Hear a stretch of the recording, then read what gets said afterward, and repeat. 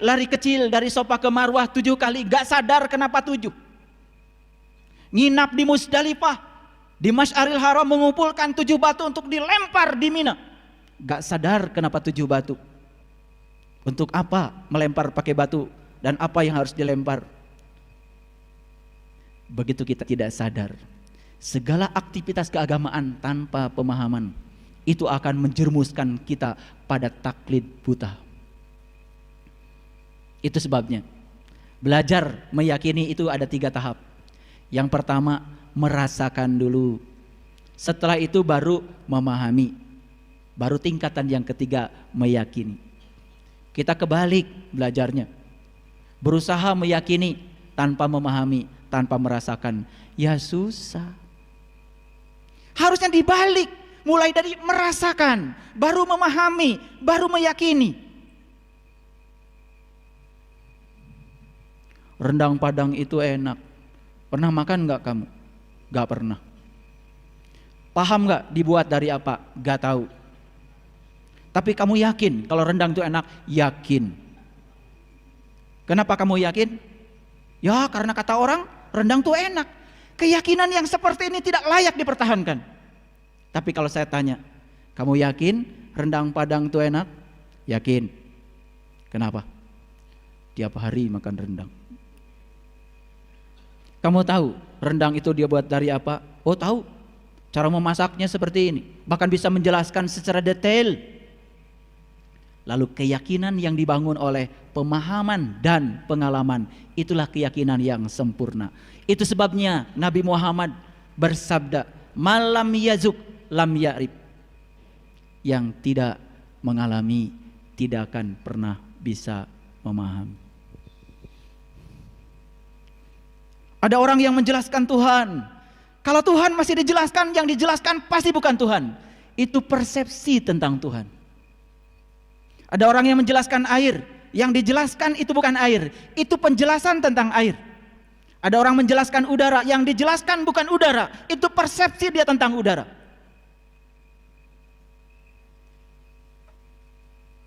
Itu sebabnya ada batasan. Tafakkaru fi khalqillah wala tafakkaru fi zatillah. Pikirkan apa yang diciptakan Allah, tapi jangan coba-coba memikirkan zat Allah. Karena tidak bisa dipikirkan, tidak bisa diterangkan, berarti zatnya hanya bisa dialami dan dirasakan, bebas dari segala analisis intelektual. Itu yang disebut dengan pengalaman spiritual. Ini yang akan membuka rahasia segala rahasia. Ini akan membuka segala kemandegan pemahaman kita dalam spiritual. Baik, kita lanjutkan. Kembali masih pada ayat ini. Maka ketika aku telah menyempurnakan penciptaannya, aku tiupkan ruhku ke dalamnya.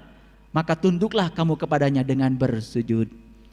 Tugas kita, sujudkan tubuh kita, sujudkan pikiran kita pada ruhku, pada diri sejati kita sendiri, bagian dari diri kesemestaan yang Allah titipkan dalam diri kita. Itu yang sering disebut jiwa, yang disebut dengan ruh. Dan itu yang pertama harus kita kenali. Bagaimana caranya? Tentu saja sangat mudah kalau kita bisa berguru kepada yang tahu. Sangat sulit kalau berguru kepada yang tidak tahu. Belajar berenang sama orang yang tidak bisa berenang, kita hanya akan dijelaskan cara berenang di kelas. Tapi belajar berenang sama ahli renang, langsung kita diceburkan ke kolam, dibimbing untuk bisa berenang. Nah, kebanyakan kita puas baca buku renang. Ada banjir repot. Puas baca buku tentang renang, tetapi ada tsunami repot. Karena apa? Tidak punya keterampilan berenang, baru punya informasi cara berenang. Itu sebabnya dalam dimensi belajar ada 4 hal. Yang pertama learning to know, belajar tahu.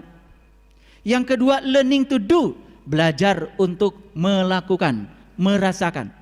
Yang ketiga learning to be, apa yang kita lakukan, yang kita rasakan jadi pengalaman. Itu yang membentuk diri kita menjadi siapa. Disitulah kesadaran muncul. Dan yang ketiga adalah learning to live together, puncaknya belajar kita menjadi orang yang dirasakan ada oleh orang lain. Makanya mengukur kehidupan sangat mudah. Apakah kita berhasil dalam hidup atau tidak? Jangan diukur dengan berapa rakaat sholat kita, berapa kali kita umroh dalam setahun, berapa kali sudah haji seumur hidup, berapa rakaat tahajud kita setiap malam, berapa banyak sumbangan kita yang sudah kita keluarkan untuk membantu masjid. Jangan diukur dengan itu keberhasilan hidup. Cara mengukur keberhasilan hidup sederhana. Tanya orang-orang, apakah kedatangan saya disyukuri atau disesali? Apakah kepergian saya disyukuri atau disesali? Kalau kedatangan kita dalam sebuah majelis disyukuri, itu tanda kita bermanfaat di situ. Tapi kalau kedatangan kita disesali banyak orang, sebuah pertanyaan besar. Kalau kepergian kita disyukuri, di situ pertanyaan besar. Tapi kalau kepergian kita disesali banyak orang, itu tanda bahwa kita sudah berhasil. Ibnu Atha dalam kitab Al-Hikam menyatakan, kalau kalian ingin tahu salat kalian diterima atau tidak oleh Allah, tidak usah tanya Allah, tanya saja pada dirimu sendiri. Perilaku apa yang sudah berubah setelah salat? Kesadaran mana yang sudah meningkat ketika sudah salat? Tanya saudara-saudara kita, nyaman gak bersama kita setelah salat? Kalau habis salat malah wajahnya tambah serem, orang lain tambah takut, bahkan menebarkan kebencian dan kekerasan atas nama Tuhan dan agama. Disitulah tanda bahwa salat kita belum diakhiri dengan salam. Coba habis salat kita kemudian membaca Assalamualaikum warahmatullahi wabarakatuh. Damai, rahmat dan berkah untuk kalian semua yang di sebelah kanan saya. Assalamualaikum warahmatullahi wabarakatuh. Damai, rahmat dan berkah untuk semua saudaraku yang di sebelah kiri saya. Apakah ucapan itu kemudian mewujud menjadi energi kedamaian, energi keberkahan dan rahmat lil alamin bagi semesta? Kalau belum, berarti ada yang harus kita cari, di mana sebab musababnya, kenapa itu tidak terjadi. Maka tugas kita menurut ayat ini, tundukkan tubuh dan pikiran ini pada ruhku. Ruhku itu selalu berbicara, ucapannya sangat keras mengalir dalam diri kita, tetapi ucapan ruhku sering kita abaikan. Tunduk dan sujud yang dimaksud di ayat ini bukan tunduk dan sujud secara fisik, tetapi apa?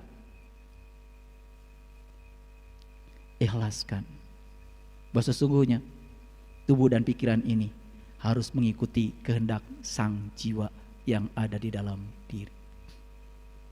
Makanya tubuh dan pikiran seperti kendaraan dan supir. Siapa penumpangnya? Jiwa. Supir akan mengendalikan kendaraan dengan baik kalau dia mengikuti tujuan awal dia jadi supir. Kan tujuannya mengantarkan sang jiwa untuk sampai di tujuan. Tapi kebanyakan supir malah ngikutin kehendak kondektur, ego, aku, keinginan, hawa nafsu, itu kondektur. Begitu supir mengikuti keinginan kondektur, lupa kalau di dalam mobil ada penumpang. Penumpangnya adalah jiwa yang harus diantarkan untuk pulang. Makanya saat dimana jiwa harus pulang, jiwa tidak siap untuk pulang. Dalam tradisi Jawa tadi ada Mas Kumambang, ada Mijil, ada Sinom, ada Kinanti, Asmarandana, Dandanggula, Gambuh dan Danggula terus sampai Pucung. Awalnya Mas Kumambang, akhirnya Pucung. Mas Kumambang masa mengambang di rahim ibu. Itulah hakikatnya Masjidil Haram. Di mana Masjidil Aqsa? Saat kita lahir ke alam dunia, sebelum Pucung, Pucung itu pocong. Pocong itu tubuh yang tidak bernyawa. Sebelum fase itu kita akhiri, kita harus sampai di Masjidil Aqsa, tempat yang jauh, agar kita bisa mi'raj. Kata mi'raj dijelaskan di Quran surat Al-Ma'arij. Tapi kata mi'raj secara letterlek itu kita bisa ditemukan dalam kesusastraan Arab. Apapun intisarinya, tapi mi'raj adalah proses penemuan dari sebuah pencarian. Dan itulah yang dilakukan oleh para nabi, para rasul, para sunan, para wali, para bijak, para suci di masa lalu untuk menemukan kebenaran sejati. Dan itu yang harus kita tiru, proses yang harus kita tiru. Sahabat-sahabatku yang dirahmati Allah. Lalu di Quran surat yang selanjutnya, yaitu di Quran surat Al-A'raf, surat yang ke-7 ayat 172. Al-A'raf itu tempat yang tinggi. Tempat yang tinggi adanya di mana? Ada dalam diri kita. Makanya Al-A'raf itu nomor 7 suratnya. Kenapa? Cocok dengan Quran surat An-Naba. Wa banaina faqakum sab'an sidada. Aku telah menciptakan di atasmu 7 yang amat kokoh. Makanya bagian yang paling penting dari manusia adalah dari sini ke atas. Karena apa? Dari sini ke atas ada yang 7. 1, 2, 3, 4, 5, 6, 7. Yang 7 ini dikelompokkan menjadi 4. Pendengaran, penglihatan, pernapasan, dan pembicaraan. Makanya Sunan Kalijogo menggubah lagu judulnya Gundul Gundul Pacul. Begitu kita bicara kata gundul, yang terpikir oleh kita apa? Rambut yang pelontos, kepala yang pelontos gak ada rambutnya. Padahal Sunan Kalijogo itu wali, sunan, orang bijak di masa lalu. Gak mungkin cerita yang gak penting. Pesan apa di balik itu? Gundul Pacul. Mana pacul? Pacul itu bahasa Jawa, papat kang ucul. Mana yang papat? Pendengaran, penglihatan, pernapasan, dan pembicaraan. Papat kang ucul. Yang 4 gak usah digunakan lagi. Begitu yang 4 tidak digunakan, itu yang disebut dengan mati sak jroning urip. Ini bukan soal pergi tubuh kita. Ini adalah perjalanan jiwa dari tubuh. Ini namanya perjalanan spiritual. Ini perjalanan haji secara hakikat menuju Baitullah yang sejati. Makanya Allah berfirman dalam hadis qudsi, langit dan bumi tidak akan cukup menampung zatku, tapi kalbunya orang yang beriman, itulah sebenar-benarnya rumahku. Lalu beliau berfirman dalam Al-Quran, inna awala baitin wudi'a linnas lalladzi bibakata mubarakah. Rumah pertama yang aku bangun untuk manusia adalah Bakah al-Mubarakah. Secara syariat Bakah itu adalah Ka'bah, tapi secara hakikat Bakah bukan Ka'bah. Tempat yang tersembunyi ada di dalam diri, sebuah lokus yang sediakan Tuhan untuk proses pertemuan kita dengan Dia. Disitulah kita perlu guru yang bisa membimbing kita meniti ke dalam diri. Makanya dalam Quran surat Al-Kahfi ayat yang ke-17 Allah berfirman, Mayyahdillahu falamud wa mayyahdillahu fahuwal muhtadi wa mayyudlil falan tajidalahu waliya mursidan. Mayyahdillahu fahuwal muhtadi. Barang siapa yang dikehendaki Allah mendapatkan petunjuk, pasti akan mendapatkan seorang penunjuk jalan. Tapi barang siapa yang tidak dikehendaki Allah untuk mendapatkan petunjuk, sampai mati tidak akan bertemu dengan seorang waliyan mursidan. Wali itu teman, mursid itu guru. Teman yang bisa dijadikan guru, yang bisa membimbing kita meniti ke dalam diri, menemukan jawaban atas pertanyaan, siapa diri saya, dari mana saya asal, dan kemana saya akan pulang. Dan pertanyaan itu pertanyaan abadi yang harus kita cari jawabannya sekarang, bukan nanti. Salat itu di dunia, salat itu mengingat Allah. Bagaimana kita bisa mengingat Dia kalau kita belum tahu dan kenal kepada Dia?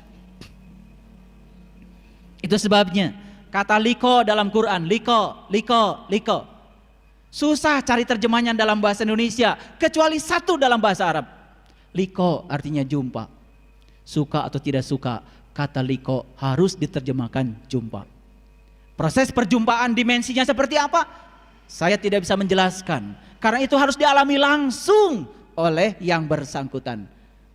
Karena spiritualitas tidak bisa diwakilkan. Ada seorang murid bertanya pada guru, "Guru, tolong jelaskan padaku bagaimana engkau berjumpa dengan Tuhan." Apa kata guru yang bijaksana? "Silakan berdiri, nak.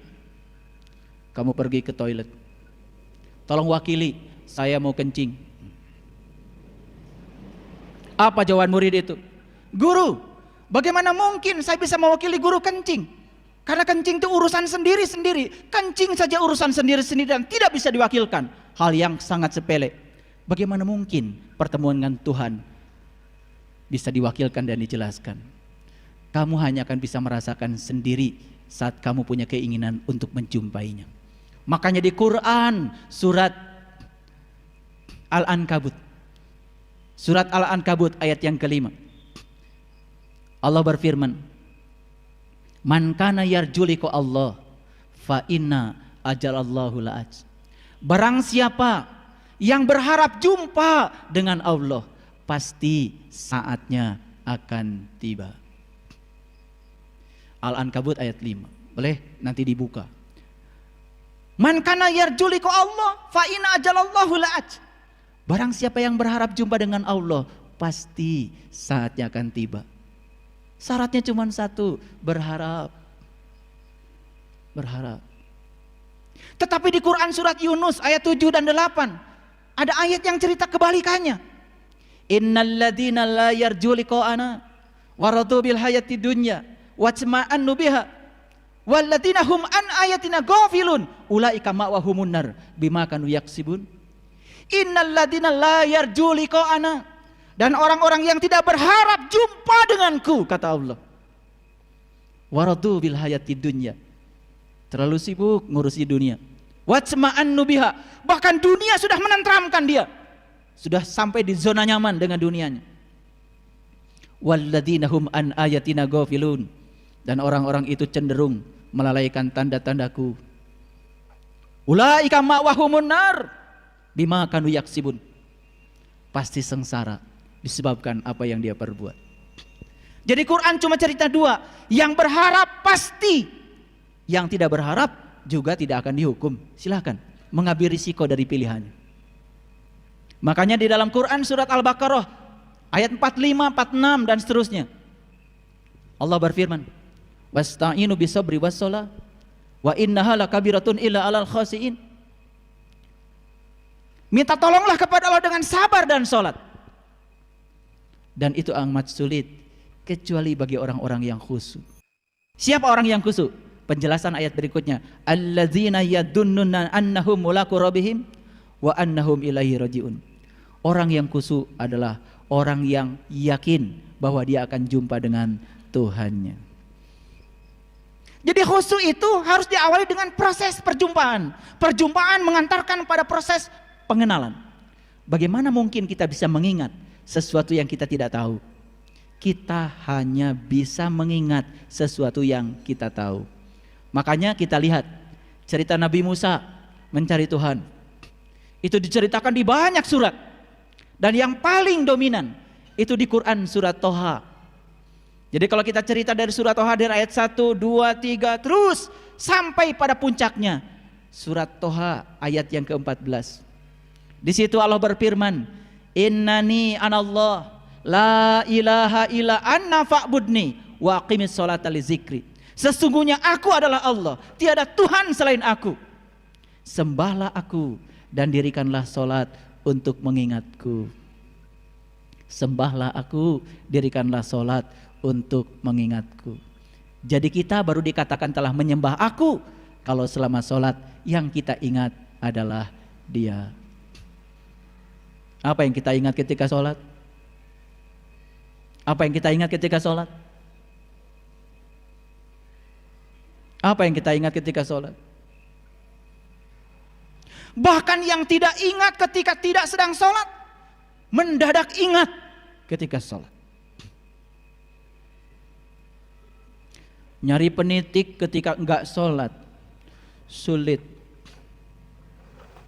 Tapi begitu Allahu Akbar, Pikiran mulai jalan. Oh, penitik tadi dipinjam tetangga. Sudah dikembalikan sama anak yang paling besar. Dipinjam sama anak yang paling kecil. Sudah disampaikan pada ibu. Ibu kemudian taruh di lehermu kena. Begitu salam, assalamualaikum, assalamualaikum. Penitik ketemu. Perjalanan pikiran mencari penitik ketika sholat luar biasa. Padahal ketika tidak sholat luar biasa susahnya. Yang tidak kita ingat ketika tidak sedang sholat, mendadak ingat ketika sholat. Siapa yang disembah?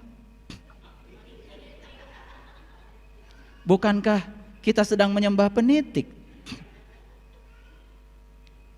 Fa'budni wa aqimi sholata li zikri. Sembahlah aku, dirikanlah sholat untuk mengingatku, kata Allah. Makanya coba lihat, itu surat Toha ayat 14. Itu surat Toha ayat 14 itu cerita siapa? Jujur. Menyampaikan kejujuran membuat orang menangis lebih baik daripada menyampaikan dusta membuat orang lain tersenyum.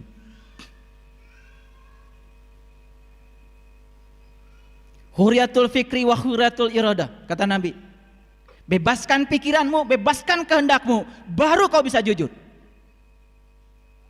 Pikiran yang sudah banyak kepentingan, kehendak yang sudah ditumpangi oleh banyak keinginan, pasti tidak jujur. Menyampaikan kejujuran terkadang membuat orang lain menangis, tapi itu lebih baik daripada menyampaikan dusta membuat orang lain tersenyum. Berat memang bicara jujur itu. Pasti akan dihantam oleh orang-orang yang tidak jujur. Jadi kata Allah di dalam Quran surat Toha, kalau kita baca dari ayat 1, ayat 2, ayat 3, ayat 4 terus sampai ayat 14. Di situ cerita siapa? Itu cerita perjalanan Nabi Musa. Nabi Musa mencari Tuhan. Maka di situ ada kata-kata, sudah sampaikah cerita Musa padamu? Cerita yang mana? Ketika Musa melihat api di lereng gunung. Lalu Musa berkata, tunggulah kalian di sini. Aku melihat api. Aku akan menghampiri api itu. Semoga aku dapat petunjuk dari api itu. Saat Musa mendekati api, kemudian api itu berkata, hai Musa, sesungguhnya aku adalah Tuhan. Jangan takut Musa. Masuklah kamu ke Al-Muqaddasi tua. Lepas kedua terompahmu. Itu Quran. Ketika Musa melepaskan kedua terompahnya, melampaui segala dualitas dunia ini, masuk di Al-Muqaddasi tua, masuk di Sidrah Al-Muntaha, di puncak kesadaran yang tertinggi. Makanya saya bilang, yang sampai kepada Tuhan bukan tubuh, bukan pikiran, bukan jiwa, tapi kesadaran tubuh, kesadaran pikiran, kesadaran jiwa. Bagaimana mungkin jiwa diantarkan pada Tuhan? Oh, jiwa sudah bersama dengan Tuhan? Bagaimana mungkin pikiran diantarkan pada Tuhan? Pikiran sendiri percikan dari kecerdasan Tuhan. Bagaimana mungkin tubuh diantarkan pada Tuhan? Tubuh sendiri bagian dari semesta, bagian dari dirinya Tuhan. Yang akan sampai pada Tuhan adalah kesadaran tubuh, kesadaran pikiran, kesadaran jiwa. Makanya belajar agama itu belajar sadar. Banyak yang tidak sadar ketika sedang sholat, tidak sadar ketika sedang ngaji. Banyak juga yang tidak sadar ketika sedang makan. Makanya banyak orang-orang bijak hanya mengajarkan kesadaran dalam hidup ini. Subhanallah. Makanya Nabi Muhammad bertemu dengan Tuhan bukan di sebuah tempat. Karena Tuhan tidak terkungkung oleh konsep ruang dan waktu. Indah Sidratil Muntaha, di puncak kesadaran yang tertinggi. Makanya tugas kita apa? Meningkatkan kesadaran demi kesadaran. Makanya cerita Mi'raj itu secara simbolik, Nabi Muhammad di langit pertama bertemu dengan Nabi Adam. Di langit yang kedua bertemu dengan Nabi Yahya. Di langit yang ketiga bertemu dengan Nabi Idris, Nabi Yusuf. Di langit yang keempat bertemu dengan Nabi Idris. Di langit yang kelima bertemu dengan Nabi Harun. Di langit yang keenam bertemu dengan Nabi Musa. Di langit yang ketujuh bertemu Nabi Ibrahim. Masuk Sidrah Al-Muntaha. Begitu kita cerita langit, yang terpikir oleh kita apa? Langit itu ruang kosong yang di sana. No. Langit dalam bahasa spiritual menceritakan lapisan-lapisan kesadaran. Di langit pertama, di kesadaran pertama maksudnya, bertemu Adam. Adam itu apa? Adam itu materi. Makanya manusia belajar semua dari materi. Materi masuk energi, Yahya energi. Masuk energi ketiga, Yusuf. Yusuf itu indah. Masuk langit yang keempat, Idris cerdas. Masuk langit kelima, Harun cinta. Masuk langit keenam, Musa mutakalliman, berdialog dengan Tuhan. Masuk langit ketujuh, kesadaran Ibrahim, baru Sidrah Al-Muntaha. Makanya di Quran dikatakan, sholatlah di makom Ibrahim. Sholatlah di makom Ibrahim. Turun lagi pengetahuan kita. Begitu ada kata sholatlah di makom Ibrahim, malah sholat di pelataran Ka'bah. Ya, diinjak-injak orang. Salah pembimbing itu. Maqamu Ibrahim musalla dalam Quran. Maqamu Ibrahim musalla. Jadikan makom Ibrahim tempat salat. Artinya apa? Salatlah di level Ibrahim. Salatlah di tingkatan Ibrahim. Di tingkatan kesadaran Ibrahim. Di tingkatan spiritual Ibrahim. Di situ salat khusyuk adanya. Makanya kalau kita baca surat Al-An'am dari 74, 75 terus, kapan Nabi Ibrahim mengatakan inni wajjahtu wajhiya lilladzi fatara samawati wal ardh hanifan musliman wa ana minal musyrikin. Kapan Nabi Ibrahim mengatakan kalimat itu? Tepat setelah beliau melakukan sebuah proses perjalanan ke dalam, bertemu bintang, bertemu bulan, bertemu matahari. Begitu melihat matahari, itu yang terucap, inni wajjahtu. Kalian pada sholat suka baca kalimat itu? Enak aja. Baru boleh baca kalimat itu kalau sudah mengalami pengalaman Ibrahim. Baru maqamu Ibrahim musalla. Makanya kita itu latah, gak ngalamin tapi ngomong. Gak pernah ke Singapura, cerita Singapura, luar biasa. Padahal baru baca buku tentang Singapura. Baru baca kitab sedikit, besok sudah ceramah. Baru baca satu ayat, besok sudah jadi kiai. Makanya agama menjadi rusak oleh siapa? Oleh orang-orang yang mulutnya terbuka, tapi mata kalbunya masih tertutup. Lalu yang diceritakan apa? Yang diceritakan itu adalah zon, persepsi, persangkaan. Kita lihat di dalam Quran begitu jelas Allah berfirman seperti ini.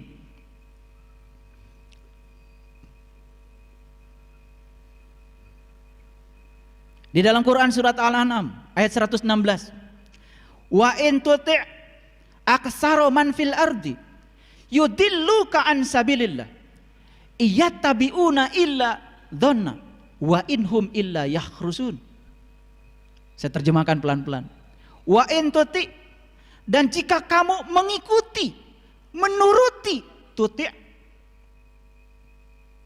sanes tuti', tuti' itu bahasa Arab.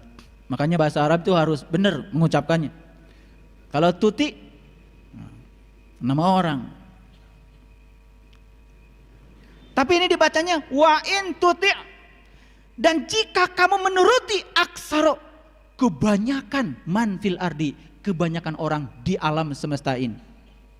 Apa katanya? Yudilluka an sabilillah. Niscaya mereka akan menyesatkan kamu dari jalan Allah. Kalau kalian mengikuti kebanyakan orang di alam semesta ini, mereka itu akan menyesatkan kamu dari jalan Allah. Kalau gitu ngikutin yang banyak atau yang sedikit? Yang banyak aja menyesatkan, apalagi yang sedikit. Ini Quran, bahasa Quran. Jika kamu mengikuti kebanyakan orang di alam semesta ini, niscaya mereka akan menyesatkan kamu dari jalan Allah. Lalu ayat berikutnya, iyattabi'una illa dzan.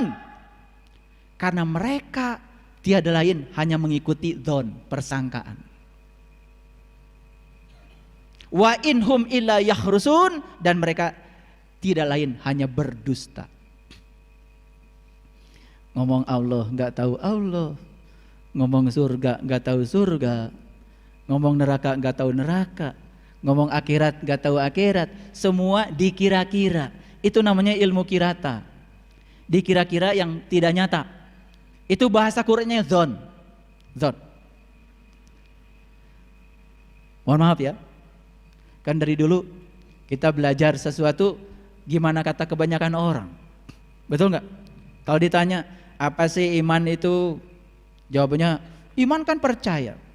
Coba kumpulkan 100 orang di riset, ditanya iman itu apa, pasti jawabnya sama, iman itu percaya. Padahal kata Nabi, al iman tasdikun bil qalbi wa ikrarun bil lisan wal amalun bil arkan. Iman itu pembenaran oleh kalbu, baru diikrarkan dengan lisan, baru nyata menjadi tindakan. Iman dimulai dengan kalbu. Sekarang tanya lagi, apa itu kalbu? Kata Allah dalam hadis qudsi, langit dan bumi tidak akan cukup menampung zatku, tapi kalbunya orang yang beriman, itulah sebenar-benarnya rumahku. Jadi kalau iman yang sebenarnya mulai dari kalbu. Makanya karena kalbu itu baitullah, berarti kita tugas pertama ingin jadi orang yang beriman, meniti ke dalam kalbu. Baitullah itu bahasa Arab, artinya rumah Allah. Setiap rumah ada pintunya, setiap pintu ada kuncinya. Makanya ditugaskan para rasul, ditugaskan para nabi untuk menebarkan kunci, untuk membuka pintu kalbu. Kalbunya ada pada diri setiap orang. Kalau kita sudah tahu kuncinya, maka kita bisa membuka segala loker yang di dalamnya berisi rahasia tentang hidup kita. Dan ketika kita menemukan jawaban atas semua rahasia tentang hidup, tidak ada lagi musibah dalam hidup. Hidup menjadi serangkaian berkah yang luar biasa. Makanya yang datang dalam hidup selalu dua, yang satu berkah, yang satu musibah. Ada orang dapat berkah bahagia, biasa. Ada orang dapat musibah sedih, itu juga biasa. Tapi ada orang yang dapat musibah, dia ubah menjadi berkah, itu yang luar biasa. Pilih mana? Pilih berkah, pilih musibah? Kan yang luar biasa tadi, yang dapat berkah bahagia itu biasa, yang dapat musibah sedih itu biasa. Sama biasanya. Yang luar biasa siapa? Yang luar biasa tuh yang dapat musibah diubah menjadi berkah. Pilih mana? Mau jadi orang biasa atau luar biasa? Bingung ya? Bingung nggak? Supaya nggak bingung, jawabannya gini. Yang berkah tingkatkan dengan pemahaman menjadi tambah berkah. Yang musibah ubah menjadi berkah dengan kecerdasan dan pengetahuan. Disitulah perlunya ngaji diri. Ngaji diri itu mahal. Kalau ngaji Quran, ngaji biasa gampang. Tapi ngaji diri ke dalam diri, menemukan hakikat kehidupan, itu yang mahal. Karena pelakunya kita sendiri. Mau jadi orang luar biasa? Yang berkah ubah menjadi tambah berkah, yang musibah ubah menjadi berkah. Kapan itu terjadi? Seandainya kita sudah bisa menempatkan jiwa dalam diri kita seperti Tuhan menempatkan dirinya di semesta. Kenapa? Tuhan menempatkan dirinya di semesta, melihat setiap peristiwa dengan segala sudut pandang, karena Dia Maha Tahu. Karena Dia Maha Tahu, melihat segala sesuatu dari segala sudut pandang. Apa yang terjadi? Begitu segala sesuatu dilihat dari segala sisi, maka Tuhan yang Maha berbicara mengubah diri menjadi Tuhan yang Maha diam. Tuhan yang Maha berbicara dengan pengetahuannya yang luar biasa, mengubah diri menjadi Tuhan yang Maha diam. Dalam diam beliau memahami semuanya. Biarkan semua hamba-hambaku berproses dalam ruang dan waktunya masing-masing. Tidak ada hambaku yang salah, tidak ada hambaku yang benar. Semua sedang berproses dalam ruang dan waktunya. Dan pada saatnya hamba-hambaku pasti pulang kepadaku. Tanpa justifikasi, tanpa penilaian. Tuhan menerima semua dengan penuh cinta dan kasih. Sudah begitu kita. Orang lain ngomong salah, langsung reaktif. Orang lain benar pun langsung reaktif disalahkan.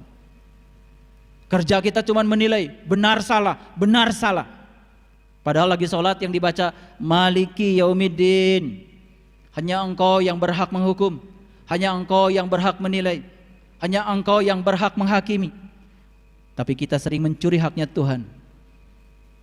Merasa yang paling benar, merasa yang paling hebat, lalu menyatakan orang lain salah. Itulah kebiasaan buruk kita. Belum lembut. Baik, lihat lagi ayat ini. Menurut ayat ini apa pesannya? Dan jika kamu menuruti kebanyakan orang-orang yang di muka bumi ini, niscaya mereka akan menyesatkan kamu dari jalan Allah. Mereka tidak lain hanyalah mengikuti persangkaan mereka. Mereka tidak lain hanya berdusta. Banyakkah yang berdusta? Banyakkah yang meyakini sesuatu hanya dengan persepsi dan persangkaan? Tidak mengalami tapi cerita. Tidak mengalami Allah tapi cerita Allah. Banyak. Yang menceritakan Allah banyak, tapi yang berjumpa dan merasakannya sangat sedikit. Saya tunjukkan satu ayat lagi. Itu baru Quran surat Al-An'am. Ya. Di ayat yang lain Allah berfirman. Di Quran surat Yunus, ya. Ayat yang ke-36. Ada firman Allah yang persis sama seperti itu. Lihat ayat ini. A'udzubillahi minasyaitonirrajim. Bismillahirrahmanirrahim. Wa may yattabi'u aktsarahum illa dzanna. Dan kebanyakan mereka mengikuti sesuatu kecuali dengan persangkaan saja. Inna dzan, sesungguhnya persangkaan, la yugni minal haqqi syai'a, tidak bisa dijadikan ukuran kebenaran. Persangkaan itu adalah pembenaran. Pembenaran cirinya apa? Pembenaran biasanya menimbulkan perdebatan. Sesuatu yang dialami sendiri itu adalah kebenaran. Makanya gunakan pacul supaya kita tidak gundul. Makanya gundul, pacul. Yang gundul, kolbunya nggak ada rasa. Kepalanya, pikirannya nggak ada pengetahuan, gundul. Ujungnya apa? Pasti hidupnya gembelengan. Gembelengan tuh nggak karu-karuan. Makanya gundul, pacul, gembelengan. Nyunggi, wakul, gembelengan. Wakul tuh bakul, tempat menyimpan makanan. Makanan tuh apa? Lambang dari amanah. Orang yang seperti itu, yang gundul, iman gak ada, ilmu gak ada, pikiran kosong dengan pengetahuan, kolbu kosong dengan pengalaman rasa, saat dititipi amanah, pasti gembelengan. Wakul ngelimpang, bakulnya pasti akan terbalik. Akibatnya jadi berantakan, dunianya berantakan, akhiratnya berantakan. Hidupnya berantakan. Berasal dari mana hidup yang berantakan? Pikiran yang berantakan. Kenapa? Pikiran menampung pengetahuan. Pengetahuan yang baik akan menghasilkan persepsi yang baik. Persepsi yang baik akan menimbulkan sikap yang baik. Sikap yang baik akan menghasilkan tindakan yang baik. Tindakan yang baik pasti akan menimbulkan kebaikan. Itu sebabnya para bijak di masa lalu menyatakan, perenungan harus menghasilkan doa. Doa harus menghasilkan iman. Iman harus menghasilkan cinta. Cinta harus menghasilkan pelayanan. Pelayanan akan berujung kedamaian. Jadi kalau kita menyatakan diri sebagai orang yang beriman, tetapi tidak membuat diri kita damai, tanda belum iman. Kalau diri kita menyatakan orang beriman, tetapi orang di sekitar kita tidak merasa damai, itu tanda kita belum iman. Itu sebabnya tanda orang yang beriman yang diceritakan oleh Nabi Muhammad Rasulullah Shallallahu Alaihi Wasallam, hampir tidak ada cerita iman yang diindikatori dengan ritual ibadah. Tidaklah termasuk orang yang beriman jika dia tidur nyenyak, sementara tetangganya tidak bisa tidur karena kelaparan. Iman dicirikan oleh Rasulullah dalam bahasa kepedulian, dalam bahasa pelayanan, dalam bahasa cinta kasih dan perhatian. Tidaklah termasuk orang yang beriman jika dia tidur nyenyak, tetangganya tidak bisa tidur karena kelaparan. Diekstrapolasi lebih jauh, tidaklah termasuk orang yang beriman jika anaknya jajan berlebihan, anak tetangganya diam tidak jajan, tidak pernah ada rasa simpati pada orang lain. Tidak disebut orang yang beriman jika dia parkir di mobil, parkir di jalan, parkirin mobil di jalan, sempit jalannya, dia tidur nyenyak saja, padahal mobilnya menghalangi banyak orang. Dadit aja, klakson bunyi, tidur nyenyak, padahal itu orang terhalang perjalanannya karena apa? Dia parkir mobil di pinggir jalan. Jadi saya setuju kalau ada Pemda yang menyerukan setiap orang beli mobil syaratnya harus punya garasi. Ini menuju iman ini. Karena banyak sekali yang parkir mobil di jalan tidur nyenyak padahal menghalangi orang. Itu ekstrapolasi dari hadis tadi, tidak termasuk orang beriman. Tidak termasuk orang yang beriman jika dia lewat ada ranting tidak dia singkirkan. Kita malah bikin polisi tidur. Ini polisi tidur ini tanda keraguan-raguan iman sebetulnya. Ranting saja menghalangi tidak boleh dibiarkan. Polisi tidur, berapa kali ranting, semen tinggi lagi. Tertawa kalau lihat orang lain terjatuh karena polisi tidur. Merasa puas ketika orang lain terjatuh karena itu. Subhanallah. Ini soal peradaban. Makanya iman diwujudkan dalam bahasa peradaban. Peradaban diwujudkan dalam bahasa akhlak. Makanya puncaknya agama adalah akhlak. Tahaluk bi akhlakillah. Makanya Nabi Muhammad Rasulullah SAW diutus ke semesta ini. Awalnya bukan mau mengajarkan sholat, bukan mau mengajarkan haji, bukan mengajarkan saum. Innama bu'istu liutammima makarimal akhlak. Aku diutus ke semesta ini satu tujuan, untuk menyempurnakan akhlak. Lalu ada sholat, itu sarana untuk membangun akhlak. Kalau bagus sholatnya.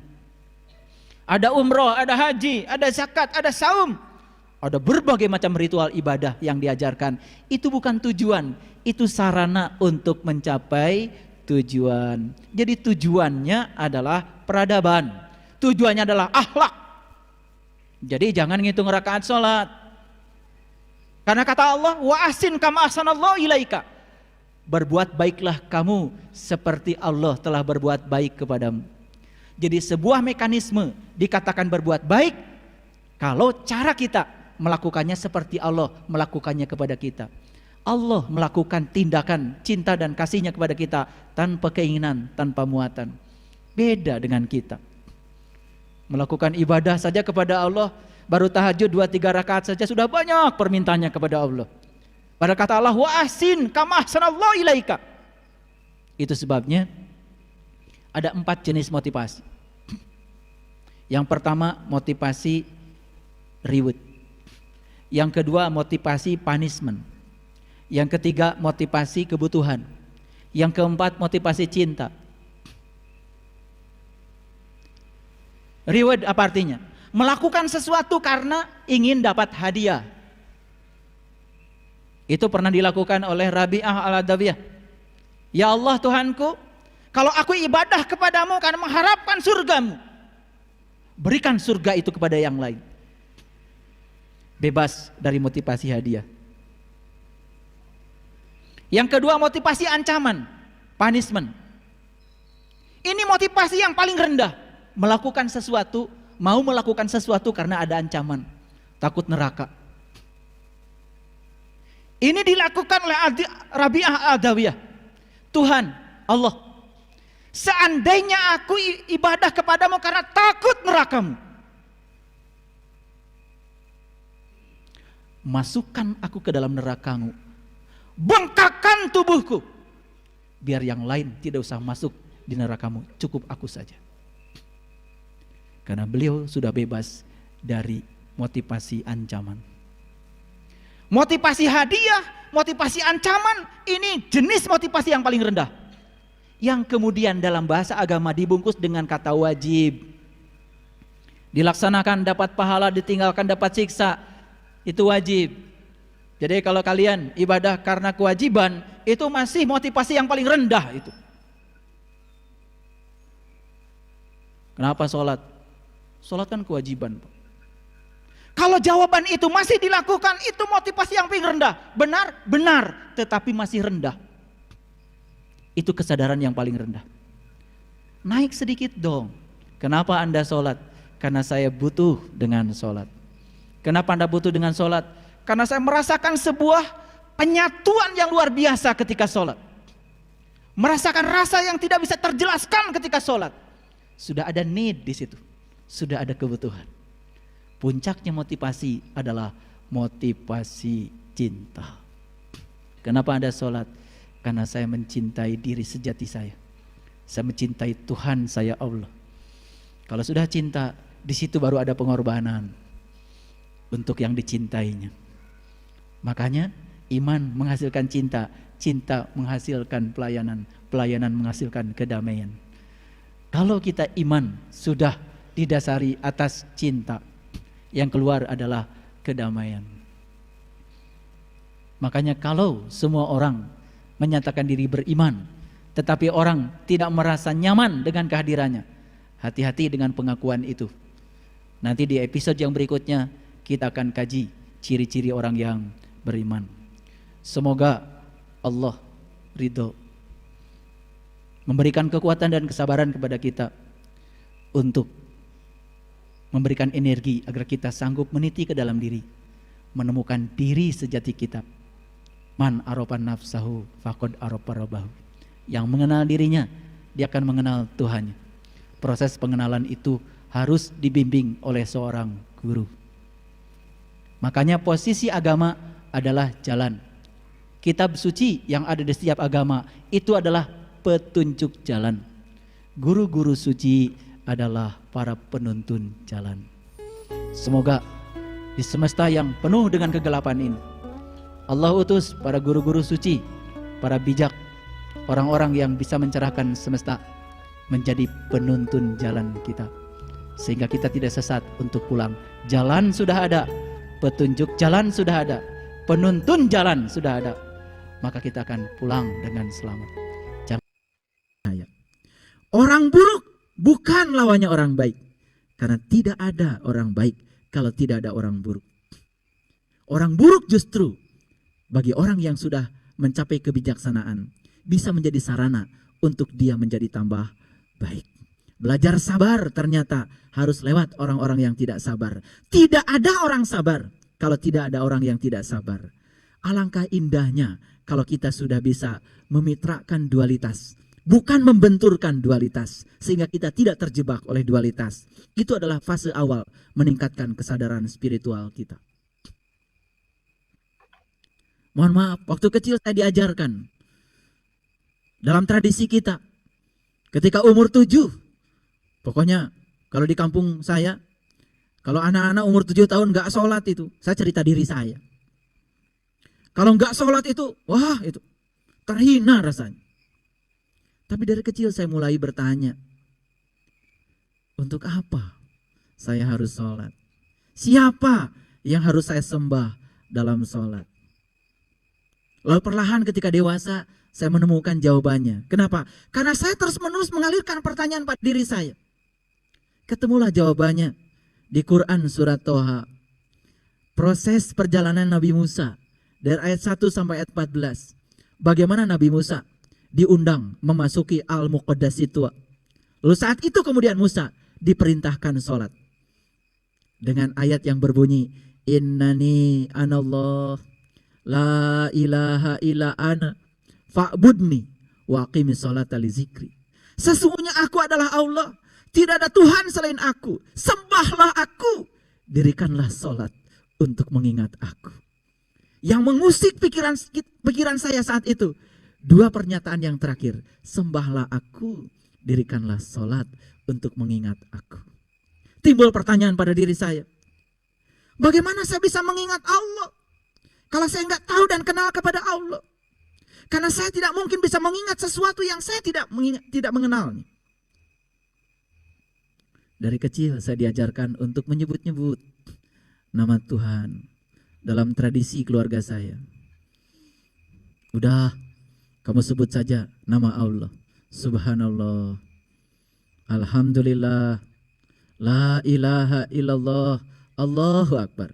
Sudah, kalimat itu saya sebut-sebut. Tapi kemudian saya berpikir lagi, konflik kognitif belum selesai. Loh, kalau saya menyebut-nyebut namanya, apakah saya mengingatnya?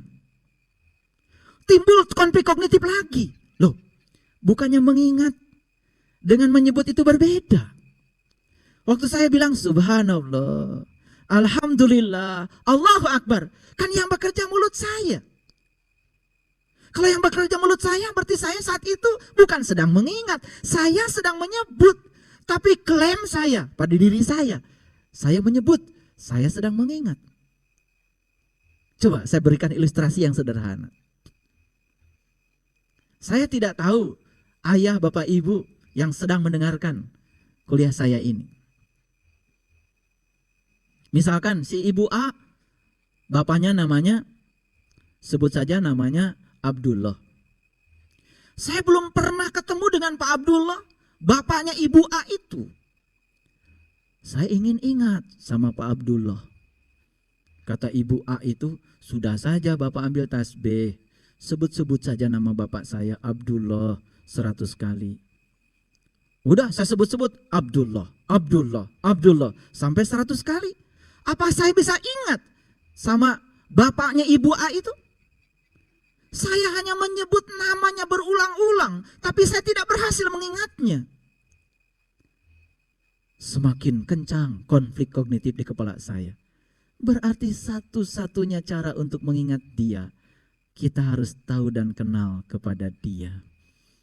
Jadi saya baru sadar kenapa Nabi Muhammad kemudian melakukan proses perjalanan yang namanya Mi'raj sebelum beliau sholat.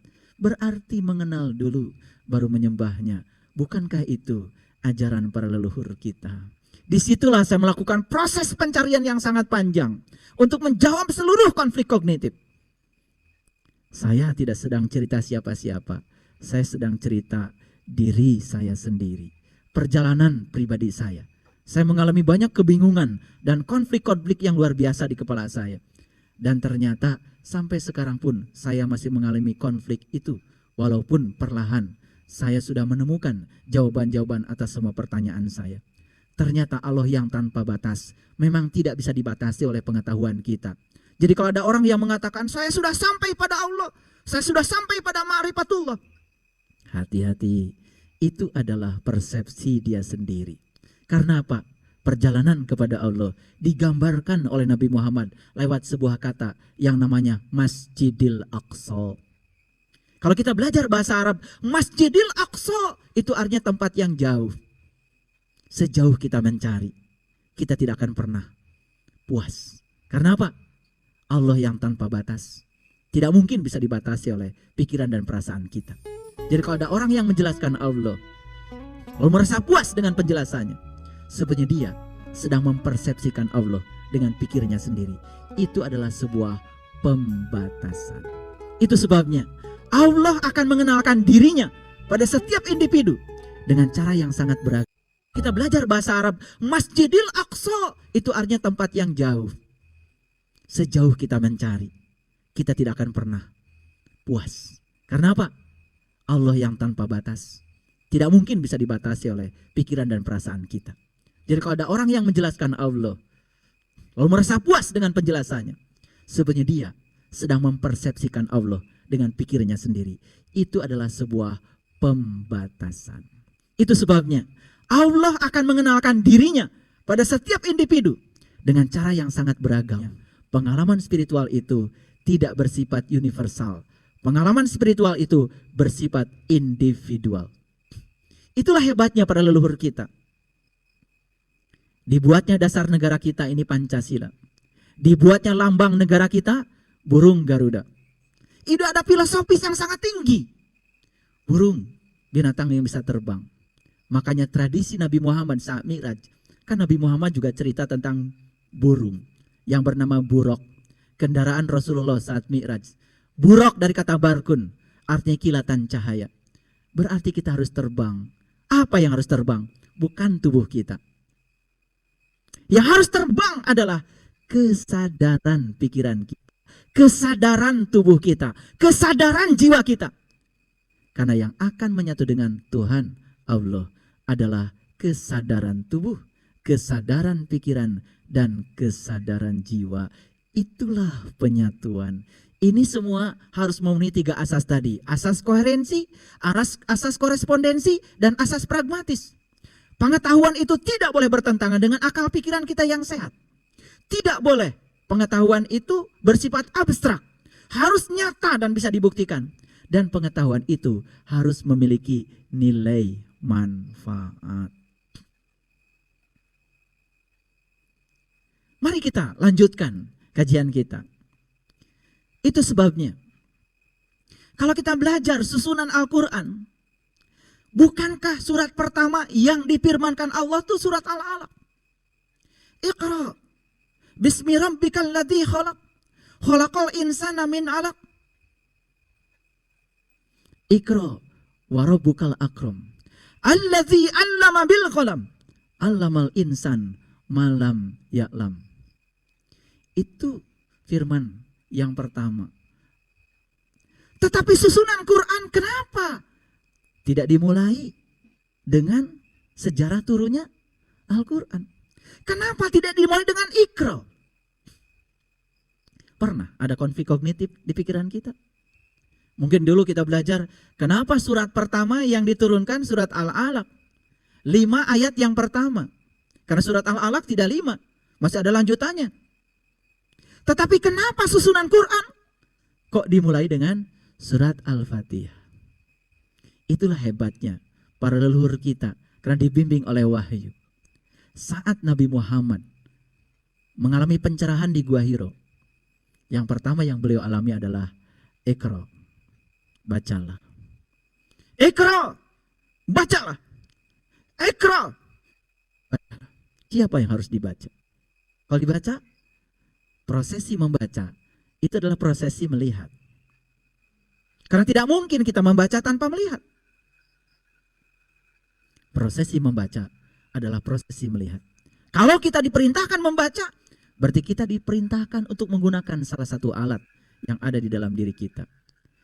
Pengalaman Nabi di Gua Hiro bukan pengalaman material, bukan pengalaman fisika, tapi itu pengalaman spiritual. Kalau itu pengalaman spiritual, tidak mungkin mata yang dipakai adalah mata yang bersifat material, tapi mata yang bersifat spiritual. Itu yang kemudian disebut mata jiwa, mata kolbu, mata ruh, mata kesadaran. Terserah menyebutnya dengan cara apa, tidak penting. Yang penting adalah kita tahu cara menggunakan dan membuka mata itu. Apa yang dibaca? Lanjutkan ayatnya. Bismi rabbikal ladzi khalaq. Apa yang dilihat? Yang dilihat adalah Tuhan yang telah menciptakan. Tuhan yang telah menciptakan. Bismi rabbikal ladzi khalaq. Khalaqal insana min 'alaq. Iqra wa rabbukal akram. Allazi 'allama bil qalam, 'allamal insana ma lam ya'lam. Lihatlah olehmu Tuhan yang maha mulia, yang akan mengajarkan kamu dengan penanya sendiri, yang akan mengajarkan kamu apa yang kamu tidak tahu. Lalu Nabi Muhammad kemudian bersabda, cara pinter ala Nabi, kalau kamu ingin tahu apa yang kamu tidak tahu, amalkan saja apa yang kamu tahu. Itu metodenya pintar Nabi Muhammad.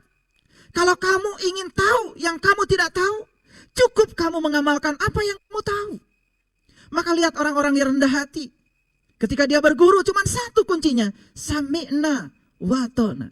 Aku mendengar, aku mengikuti. Aku mendengar, aku mengikuti.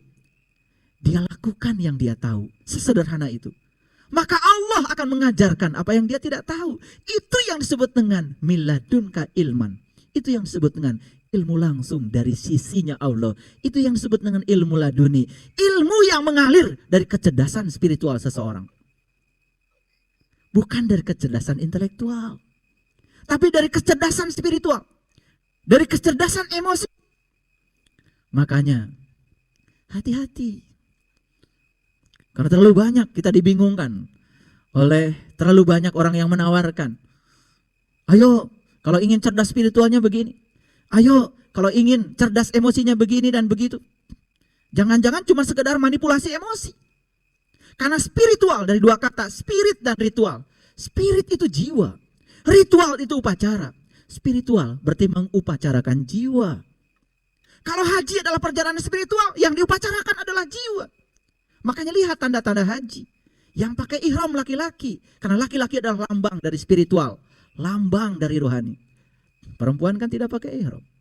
Yang lari dari Safa ke Marwah itu juga laki-laki, karena laki-laki adalah lambang spiritual, bukan perempuan. Nanti suatu saat kita kupas rahasia haji. Saya cuma nyerempet-nyerempet sedikit saja supaya kita mengerti. Jadi kalau spiritual berarti upacaranya jiwa. Kalau yang upacara jiwa berarti kita harus kenal cara mengupacarakan jiwa. Yang mana jiwa kita? Kalau kita nggak kenal jiwa kita, bagaimana kita mengupacarakan jiwa? Jangan-jangan salat kita belum menyentuh dimensi spiritual, baru dimensi tubuh, dimensi material. Begitu masuk dimensi spiritual, allazi allama bil qalam, allamal insan malam ya'lam. Aku akan mengajarkan kamu apa yang kamu tidak tahu dengan penaku sendiri. Dan aku akan mengajarkan kamu apa yang kamu tidak tahu. Jadi sebetulnya pengetahuan yang paling tinggi adalah pengetahuan yang langsung diajarkan Allah. Makanya puncaknya belajar itu cuma 4. 1, menjadi orang yang tidak tahu apa-apa. 2, menjadi orang yang tidak punya apa-apa. 3, menjadi orang yang tidak bisa apa-apa. 4, menjadi orang yang bukan siapa-siapa. Hanya mereka yang tahu kalau dirinya tidak tahu akan mudah diberitahu. Tapi mereka yang tidak tahu, tapi dia tidak tahu kalau dirinya tidak tahu, siapa yang mau ngasih tahu? Karena syarat untuk diberitahu tentu saja harus membuka diri. Gelas yang penuh ditutup juga tidak mungkin bisa diisi oleh air dari gelas yang lain. Karena syaratnya harus kosong. Yang kedua, tutupnya harus dibuka. Yang ketiga, posisi gelas yang mau diisi harus lebih rendah daripada yang mau mengisi. Orang sombong biasanya hanya ingin didengar. Orang yang masih tertutup biasanya hanya ingin didengar, tidak pernah mau mendengar. Orang-orang yang terbuka dan rendah hati, itulah orang-orang yang dialiri pengetahuan sejati. Beruntunglah mereka-mereka yang sudah dialiri cahaya pengetahuan ilahi. Itulah air dari surga. Itulah ma'ul hayat, air kehidupan yang akan mengalir pada setiap jiwa-jiwa yang haus akan pengetahuan sejati.